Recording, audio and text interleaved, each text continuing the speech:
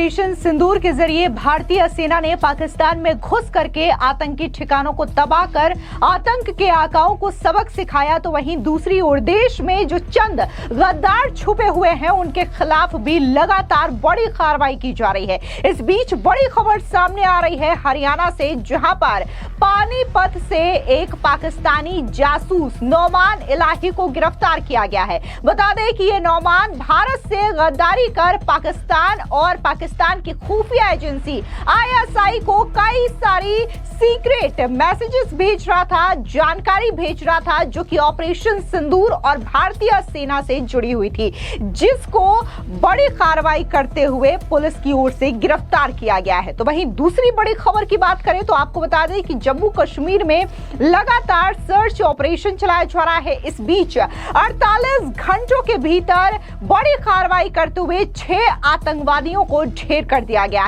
आपको बता दें कि जम्मू कश्मीर की पुलिस और भारतीय सेना ने एक संयुक्त प्रेस कॉन्फ्रेंस कर इस बात की जानकारी दी और उन्होंने स्पष्ट शब्दों में यह कहा है कि जम्मू कश्मीर में जो भी आतंकी है उन्हें ऐसे ही चुन चुन करके खत्म किया जाएगा। दरअसल आपको बता दें कि जम्मू कश्मीर में छिपे आतंकवादियों को चुन चुन कर उनके अंजाम तक पहुंचाया जा रहा है।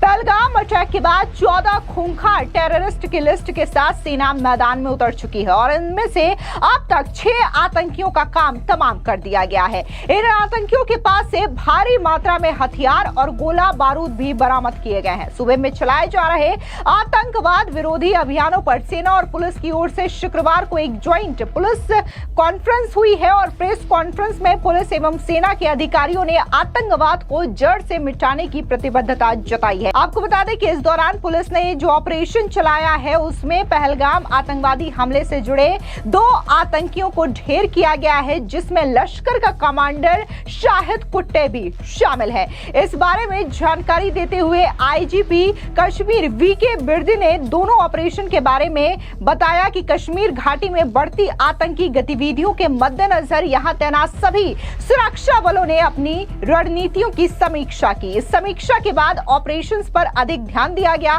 पिछले 48 घंटे में हमने 2 बहुत सफल ऑपरेशन किए। ये ऑपरेशन 2 अलग अलग इलाकों में किए गए हैं, जिसके परिणाम स्वरूप कुल 6 आतंकवादियों को मार गिराया गया। इस दौरान मौजूद सेना के अफसर ने दोनों ऑपरेशंस के बारे में डिटेल में जानकारी दी। आपको सीधे ले चलते हैं पुलिस और सेना की इस ज्वाइंट प्रेस कॉन्फ्रेंस में, जहां उन्होंने इस पूरे ऑपरेशन की डिटेल में जानकारी दी। जैसा कि आप सब जानते हैं, जो कश्मीर घाटी में जो पिछले 1 महीने से जो टेररिस्ट एक्टिविटी हैं, गतिविधियां हैं, उस घटनाक्रम के परिप्रेक्ष्य में जो बाकी यहाँ पे तैनात सारे सुरक्षा बल हैं, उन्होंने अपनी स्ट्रेटजीज का पुनर्वलोकन किया और उसकी एक समीक्षा करी और इसी समीक्षा के तहत जो है हम लोगों का बहुत इंटेंसिफाइड फोकस ऑपरेशन पे रहा और इसी इंटेंसिफाइड फोकस और आपसी तालमेल और कोऑर्डिनेशन के तहत हम लोगों ने पिछले 48 घंटों में 2 सक्सेसफुल ऑपरेशन यहाँ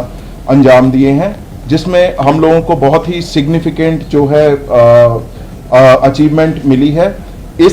इन दोनों ऑपरेशंस में CRP, army, Jammu Kashmir police का शाना बशाना रोल रहा है और इन लोगों ने, हमारे जवानों ने और हमारे अफसरों ने कंधे से कंधा मिला के इन ऑपरेशंस को अंजाम दिया है।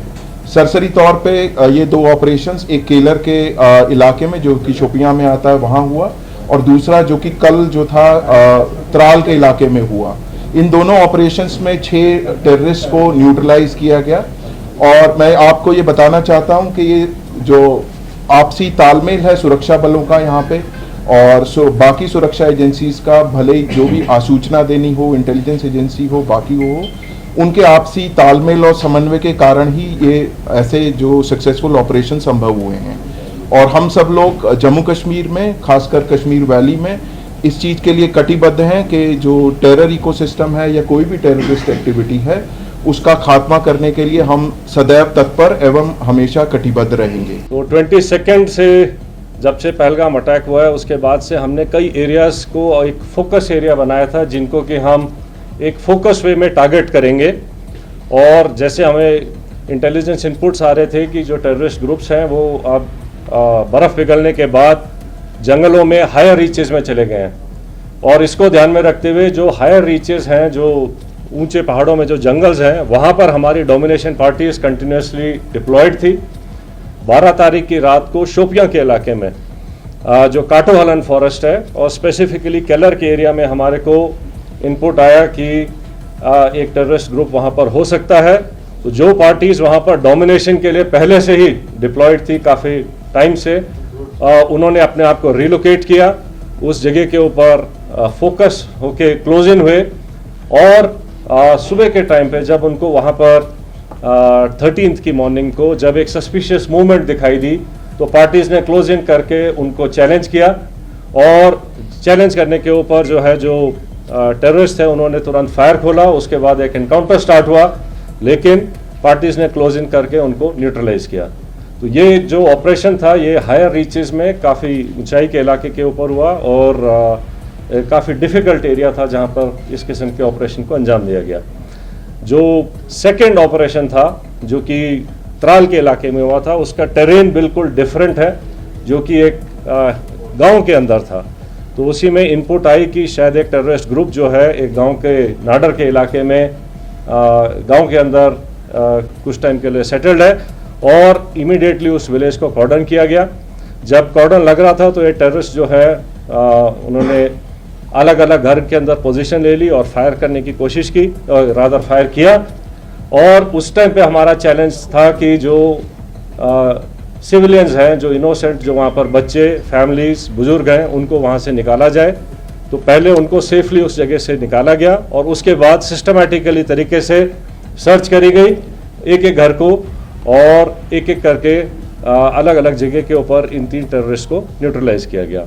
आपको बता दें, दरअसल शोपिया में 13 मई को लश्कर के 3 आतंकी मारे गए, जबकि गुरुवार को त्राल में जैश-ए-मोहम्मद के 3 आतंकी ढेर कर दिए गए। इन आतंकवादियों के पास से हथियारों का जखीरा बरामद किया गया और 8 आतंकियों की तलाश फिलहाल जारी है। लश्कर-ए-तैयबा, जैश-ए-मोहम्मद, हिजबुल मुजाहिदीन और इसके अलावा द रेजिस्टेंट फ्रंट से जुड़े इन आतंकवादियों की तलाश में सर्च ऑपरेशन चलाया जा रहा है। आपको बता दें कि शोपिया में मारे गए आतंकवादियों में शाहिद कुट्टे भी शामिल था, जो कि लश्कर का टॉप कमांडर था। इससे पहले सेना ने इसके घर को भी बुलडोज कर दिया था। दूसरी खबर की बात करें तो जब भारतीय सेना ने पहलगाम हमले का बदला लेने के लिए ऑपरेशन सिंदूर चलाया, तब भारत में बैठा एक गद्दार इसकी सारी डिटेल्स पाकिस्तान में बैठे आतंकवादियों और उसके खुफिया संगठन ISI को दे रहा था। मामले का खुलासा तब हुआ जब दोनों देश भारत पाकिस्तान के खिलाफ सीज फायर हुआ। तब भारत की इंटेलिजेंस ने मामले की जांच की। उसी दौरान एक ऐसा नंबर सामने आया जिससे पाकिस्तान को लगातार कॉल कर यहां की सारी खुफिया जानकारी दी जा रही थी। बता दें कि हरियाणा के पानीपत में क्राइम इन्वेस्टिगेशन एजेंसी ने पाकिस्तानी जासूस नौमान इलाही को गिरफ्तार किया। उत्तर प्रदेश के शामली जिले के कैराना का रहने वाला नौमान पिछले 4 महीनों से पानीपत में अपनी बहन के घर पर रह रहा था। उस पर ISI एजेंट के लिए संवेदनशील जानकारी भेजने का आरोप है, जिसने सुरक्षा एजेंसियों को भी चौंका दिया। अब ऐसे में इस पूरे मामले को लेकर के करनाल के पुलिस अधीक्षक गंगाराम पुनिया का बयान भी सामने आया। उन्होंने विस्तार से नौमान इलाही को लेकर के ब्रीफिंग की है। सुनिए उनका ये बयान। पकड़ा गया, क्या है पूरा मामला? देखिए, हमें एक विश्वसनीय इनपुट प्राप्त हुआ था। उस इनपुट पे कार्रवाई करते हुए इस संबंध में साक्ष्य एकत्रित करके पानीपत में अस्थायी रूप से अभी रह रहे एक नौमान इलाही नाम के व्यक्ति को गिरफ्तार किया है। इस संबंध में थाना इंडस्ट्रियल एरिया पानीपत में एक मुकदमा भी दर्ज किया गया है। आरोपी को आज न्यायालय के समक्ष पेश किया जाएगा, जहां से पुलिस रिमांड हेतु अलग से माननीय न्यायालय को आवेदन दिया जाएगा। आरोप ये है कि ये व्यक्ति पाकिस्तान के कुछ व्यक्ति के साथ संपर्क में था और उनको संवेदनशील सूचनाएं मुहैया करवाता था। कहाँ का रहने वाला और क्या इसका बैकग्राउंड है? ये व्यक्ति मूलतः कैराना का रहने वाला है और वर्तमान में पानीपत में सिक्योरिटी गार्ड के तौर पे नौकरी कर रहा था। कल पानीपत से ही इसको गिरफ्तार किया गया है और अभी पूछताछ जारी है। किन किन के टच में था, कैसी जानकारी मिली है? क्योंकि आतंकियों से इसकी बातचीत हुई। अभी जांच प्रारंभिक चरण में है। इस व्यक्ति से जो भी हमने पूछताछ की है उसके आधार पर जो नाम सामने आए हैं उनके बारे में भी हम उसको और उसकी पुष्टि कर रहे हैं। साथ में ही जो अन्य दस्तावेज हमें एकत्रित करने हैं वो कर रहे हैं, क्योंकि जांच अभी प्रारंभिक चरण में है, इसलिए अधिक जानकारी इस समय मुहैया नहीं करवाई जा सकती। पैसे की बात भी सामने आई है। जैसे कि मैंने पहले ही बताया था, काफ़ी सारी जानकारी ऐसी सामने आई है, लेकिन इस संबंध में कुछ दस्तावेज भी अभी और एकत्रित करना है, कुछ और एजेंसी से भी हमें रिकॉर्ड कलेक्ट करना है। तो वो जैसे रिकॉर्ड कलेक्ट होगा और जितनी भी बातें पूछताछ के दौरान सामने आएगी उनका मिलान करके उसके बाद में जांच को आगे बढ़ाएंगे। में कुछ और लोग भी होते हैं? ये सारा अभी जांच का विषय है।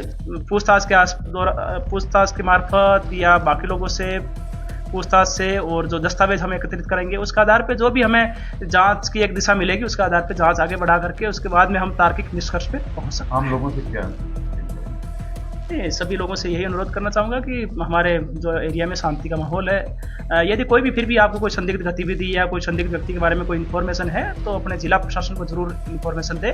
किसी प्रकार की अफवाह पर विश्वास ना करें। जिला प्रशासन के द्वारा जो इन्फॉर्मेशन या पुलिस प्रशासन की ओर से जो इन्फॉर्मेशन प्रोवाइड की जा रही है उसको ही विश्वसनीय माने। जहां एक और जम्मू कश्मीर में पुलिस और वहां की सेना ने यह स्पष्ट कर दिया है कि जम्मू कश्मीर में एक भी आतंकवादी बख्शा नहीं जाएगा। जो 14 हिट लिस्ट तैयार की गई है उनमें से तो तमाम आतंकियों को खंगाला ही जाएगा, उनको चुन चुन करके खात्मा किया जाएगा। लेकिन इसके अलावा भी जम्मू कश्मीर में अगर कोई आतंकवाद फैलाने का सोच रहा है तो उसे भी बख्शा नहीं जाएगा। तो इसके अलावा भी बड़ी कार्रवाई जो है वो इंटेलिजेंस की देखने को मिल रही है, जहां पर देश भर में जितने भी गद्दार छुपे हुए हैं जो कि पाकिस्तानी जासूस हैं उन्हें भी चुन चुन करके गिरफ्तार किया जा रहा है। जहां हाल ही में पानीपत से गिरफ्तारी हुई है तो इससे कुछ दिन पहले पंजाब से भी 2 जासूसों को गिरफ्तार किया गया था जो कि इसी तरीके से पाकिस्तान की खुफिया एजेंसी को बकायदा हिंदुस्तान से जुड़ी कई सारी डिटेल्स साझा कर रहे थे।